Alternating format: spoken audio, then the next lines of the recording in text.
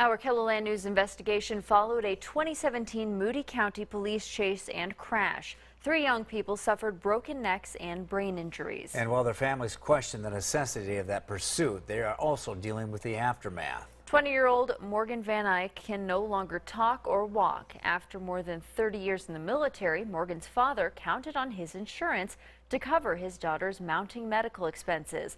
But the Van Eycks say they've been let down by an insurance company with a new multi-billion-dollar government contract, HealthNet. KELOLAND News investigates uncovered a host of problems with HealthNet back in 2016. In our latest investigation, Angela Kennecke looks into how it's hurting Morgan's chances of gaining back some of the function she's lost.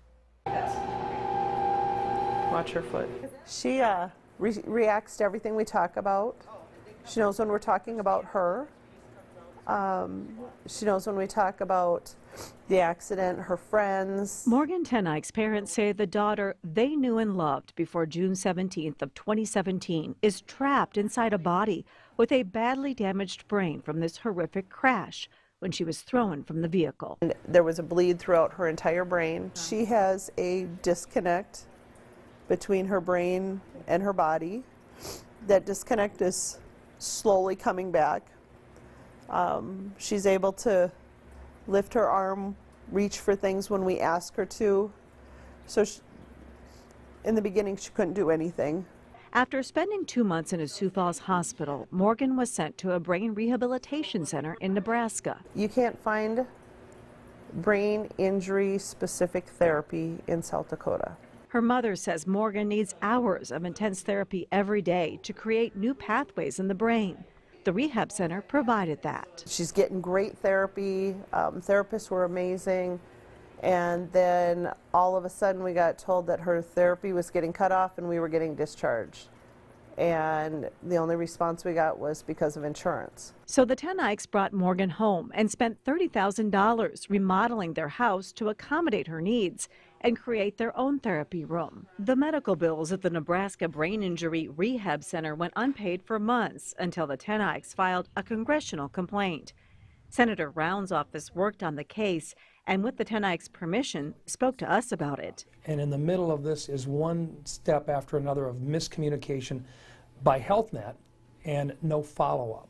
And so what we've tried to do is to direct from the top down, get the case manager in place. The Van Eycks say they are still waiting for HealthNet to cover a wheelchair ramp, a ceiling lift to get her in and out of bed, and a lift for their van. It's a mess. It's a hot mess. We have this insurance that offers us coverage, but we can't get what we need. Instead of taking care of me with an insurance I paid into for over 30 years with military service, they are boiling it down to how much money, how much profit does our corporation make? How much do we pay our shareholders at the end of the day versus how many people did we help today?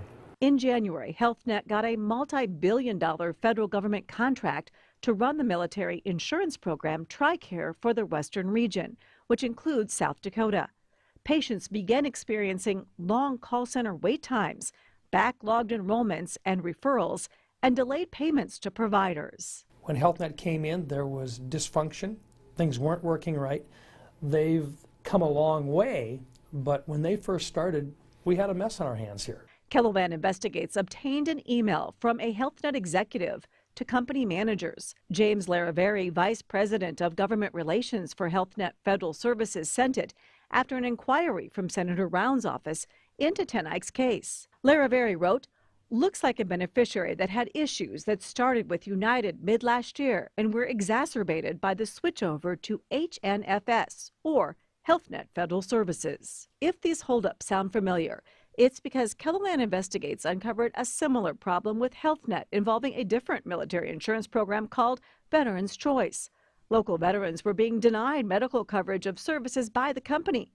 But despite HealthNet being behind on nearly $900 million in payments for medical services for vets in 2016, the federal government rewarded the company with the TRICARE contract in 2018 anyway. After having seen the things that happened with Veterans Choice, would you have awarded HealthNet another government contract? Not without significant penalties for failure to do the job right. We're not breaking through the bureaucracy of the healthcare system, even with the congressional support.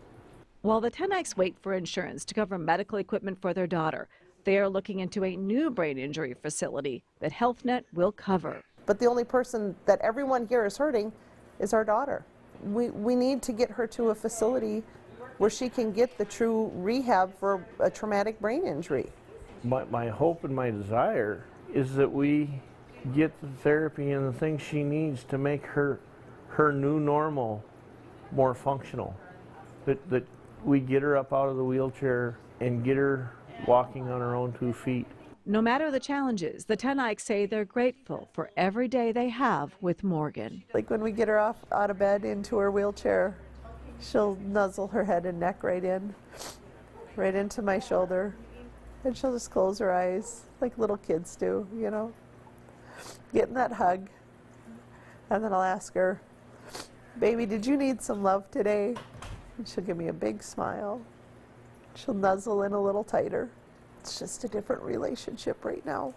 But we just make sure that she always knows that she's loved and she's safe. We asked HealthNet about the delay in paying Morgan Tennich's medical bills and her family's inability to get equipment covered. We received a statement which said operations at HNFS are healthy and stable, and there are no systematic issues impeding care to beneficiaries.